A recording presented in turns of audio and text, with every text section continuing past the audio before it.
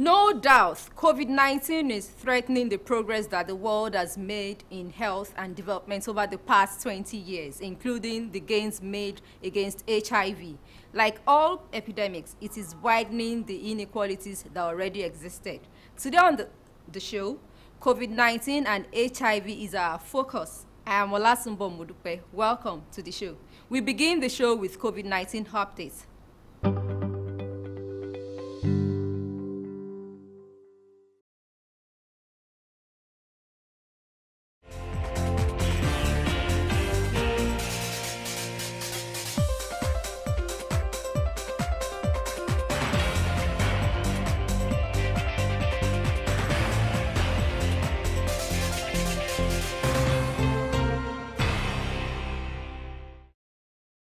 World leaders at the just concluded special session of the General Assembly in response to the COVID-19 pandemic say a new data finds that living low and lower middle income countries without access to vaccines amidst the COVID-19 pandemic will cause significant economic damage. This, they say, will put decades of economic progress at risk for both low and lower middle income countries and advanced economies alike.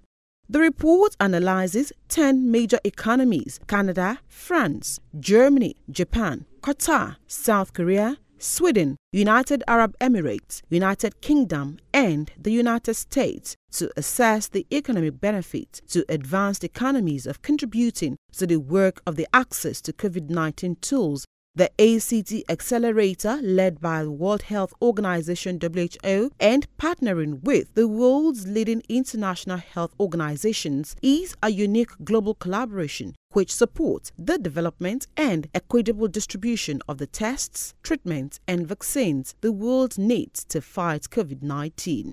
However, the program still has a significant funding gap of $28.2 billion, with $4.3 billion needed urgently to fast-track critical areas of work. According to the study, if that shortfall is not met, low and low-middle income countries will have delayed access to these vital tools in 2021, which will result in a protracted pandemic with severe economic consequences, not just for these countries, but also for the wider global economy. The United Kingdom has become the first country to formally approve the Pfizer and BioNTech COVID-19 vaccine, indicating a huge symbolic milestone in the fight against the pandemic. The vaccine, which has been authorized for emergency use by the Medicines and Healthcare Products Regulatory Authority, offers 95% protection against the virus. The UK government has bought 40 million doses of the vaccine, but will receive an initial batch of 800,000, which will be rolled out next week. According to the report, the initial batch will cover a relatively small number of healthcare workers, care home staff, and residents, and people over the age of 80. In Nigeria, there are above 68,000 COVID-19 cases and about 1,180 deaths recorded. Globally, there have been 55 million confirmed cases of COVID-19, including more than 1,523 deaths reported to the World Health Organization.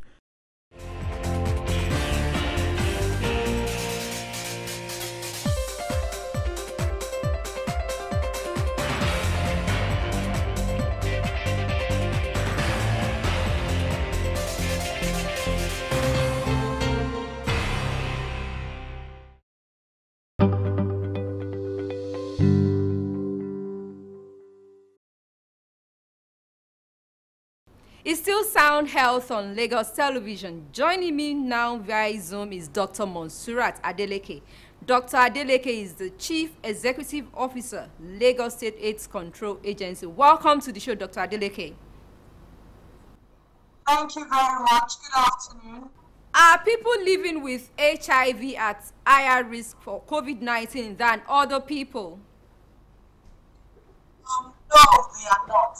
Currently, research has shown that people living with HIV are not necessarily more exposed to COVID-19 because Mr. Governor, who doubles as the chairman of our agency, inaugurated the consortium last year, and it's the HIV consortium where he has the government officials private sector, the development partners, and everybody coming together, fighting the HIV response in Lagos State. And the slogan we launched last year for the World AIDS Day was "You is equals to you." And what does this mean? It means undetectable is equals to autism. If somebody living with HIV is on medication, antiretroviral therapy, then their immunity is just as well as the next person. So they're not necessarily more predisposed, such as shown. Okay, what about persons who have other comorbidities or who are over 60, as well as persons living with or have survived tuberculosis co-infection? Absolutely. When you have comorbidities, underlying, medical factors, it will get you more prone to, the COVID-19, as we have all seen in recent times. Even those over 60, especially those, they also have underlying conditions. You would find that they are more prone to the COVID-19, and when they do get it, you see that they have more serious, presentations. We also find that people that are immunosuppressed or compromised, cancers, bone marrow transplants and all of this. So that's why basically we're just advising that if you do know that you have comorbidities, you're older, then you might as well just stick to all the NCDC protocols to prevent you from getting. Okay, some persons living with HIV may have known risk factors for COVID-19 complications such as diabetes, hypertension, and other non-communicable diseases, and as such may have increased risk of COVID-19 unrelated to HIV. What's your take on this? So basically, that's why we did a lot of, I was talking about the Lagos State HIV Consortium. What we did was during the lockdown, just before it, we set up a WhatsApp platform at the agency, and all the stakeholders were involved. We came up with a contingency plan. So we armed most of our clients with enough information regarding the prevention of COVID-19. So we ensured that we stopped, we were adhering to the medication. Because when you're intensive, so we just advise them that they should also follow all the protocols. They should ensure that, physical distance, they should wash hands frequently, but strictly comply with medication just to be as good as others as well. Okay, the United AIDS Executive Director Winnie Bayima says World AIDS Day 2020 will be like no other, as COVID-19 is threatening the progress that the world has made in health and development over the past 20 years, including the gains against COVID-19. What is your view on this? Yes, absolutely. When COVID-19 came, it really devastating. It had a devastating impact on even the health infrastructure, even the medical personnel, the human resources we had. Everybody was stretched in, and everybody came, to start combating the COVID-19. And already we have critical shortage of personnel, so that stretched us thin.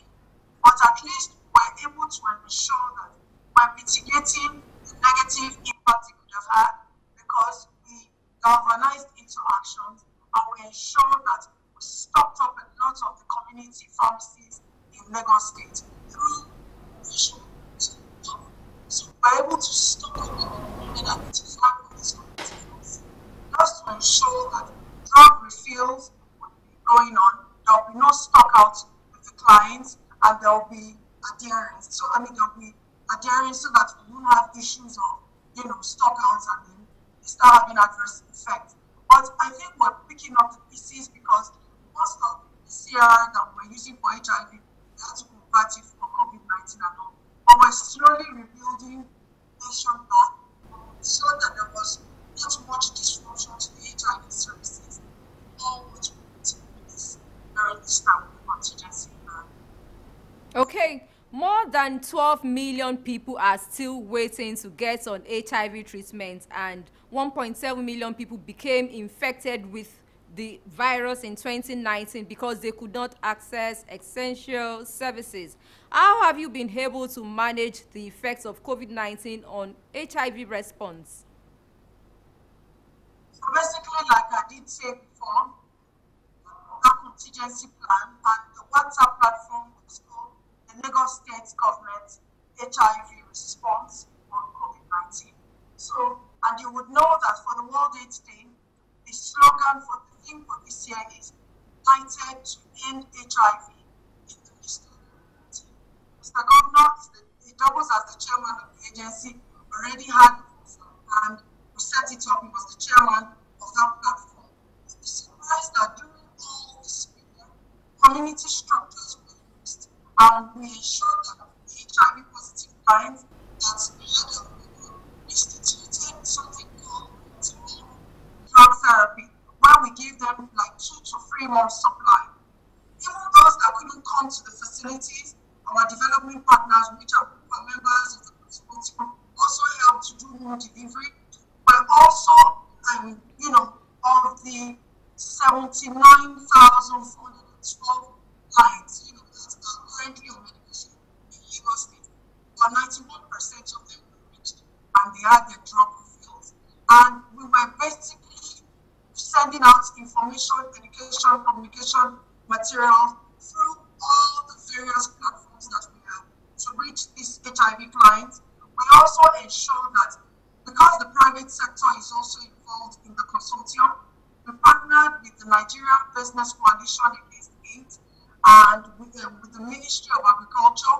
We were able to give them palliatives as well. So we took 1,000 indigent HIV clients at this period, and then furthermore, Mr. Governor also stretched out the COVID support he got, another 3,000 were given. So constantly he ensures that the HIV community is not left out. He has this inclusive governance where no one was left behind. So we were able to do that. Even the partners rallied wrong and we were able to procure personal protective equipment for the counselor testers and our healthcare providers. Mr. Governor gave us an approval for that, and we were able to do that. So we didn't stop. We kept going to the field just immediately after the lockdown to continue to ensure that as many people as possible. Okay. UNAIDS recommends to prevent people from running out of medicines and to reduce the need to access the health system. Countries should move to the full implementation of multi-month dispensing of 3 months or more of HIV treatment. How has the Lagos State government fared in this aspect? Absolutely, that's what I said. I said during the COVID lockdown, just before it, we had already instituted the multi-month. So we ensured that we flooded the community pharmacies, 185 of them with this, and most of our clients got it. The ones that now had problems of access, our development partners in the consortium were able to push the drugs, and we did home delivery. So we did institute the multi-month. That's all. Okay, at this time, how much supply of HIV medications should I have if you are to advise a person living with the virus? Absolutely, the 2 to 3 months is best, which is what almost all our clients use. Okay, to this question now, I know UNAIDS has been a leading advocate for a people's vaccine against the coronavirus. What will be the fate of people living with HIV? I'm confident that even that they extend the vaccine to Nigeria because they haven't gotten the vaccine, I do know that because of the inclusive governance that Mr. Babajide Sanwo-Olu's government will, HIV will never be left out. He doubles as the chairman of the agency, so no matter what goes on, we're always carried along, and I'm sure the HIV community will stay. Okay, there is great concern about the impact of COVID-19 among the nearly 40 million people living with HIV. According to the 2020 World AIDS report, 320,000 children and adolescents newly infected with HIV in 2019. 1 in every 100 seconds. How did we get here? Yeah, we are aware of that, and we do know that there's been a gap over the years. So what we're doing now as a government is we're ensuring that we continue to improve awareness of this, awareness creation in HIV regarding the synchronization of pediatric services. We're also looking forward to ensuring that we integrate HIV counseling, testing services with immunization, pediatric immunization, just to reduce, the visits that the mother has to take. We have a strong prevention of mother-to-child transmission. So we're thinking that even in this case of PMTCT, would also package that just to get a wider coverage. And I'm sure along the line, we'll get better with pediatric incidents. Okay, unfortunately, pediatric coverage of antiretroviral treatment is reported to be at the lowest in West and North Africa, with 32%. What can be done to boost the services? We're already doing that, and like I did say, that by integration, the prevention of mother-to-child transmission, and then when we align it with the immunization program, which is already extensive, I'm sure we'll be able to use that. And we have some partners, development partners. We have a mandate for that. We already started the partnership. We have CRS, it's one of the USAID funded programs, and we're looking into that to scale it up in Lagos State. A lot of research is going on as well, and we're on the path to make sure that it gets better. Okay, Dr. Adeleke, before we wrap up this segment, share with us precautionary tips people living with HIV must take to beat COVID-19. Like I did say, people living with HIV, they are you is equals to you. If they're undetectable, they're untransmissible. So it's the same protocol that goes to the people living with HIV. They should ensure they follow the SCDC protocol. They should continue to wash hands very frequently. If you don't have heat and soap, you should use hand sanitizers. We should ensure we maintain social distancing everywhere we go. And then when you go to places, in enclosed places, ensure that you don't stay for more than 15 minutes and all of that. Just make sure that you always wear your face mask, and you should cover your nose and mouth, not just the mouth, as a lot of people would do. So I think basically when they even recognize that they have the COVID symptoms, they should please go for screening. They should ensure that they continue to. That's what I have to say. Okay, we really appreciate your time and resources on Soundhealth, Dr. Adeleke. Thank you for having me. Okay, I have been talking to Dr. Monsurat Adeleke, the Chief Executive Officer, Lagos State AIDS Control Agency. Soundhealth continues with trending health news reports. Please stay tuned.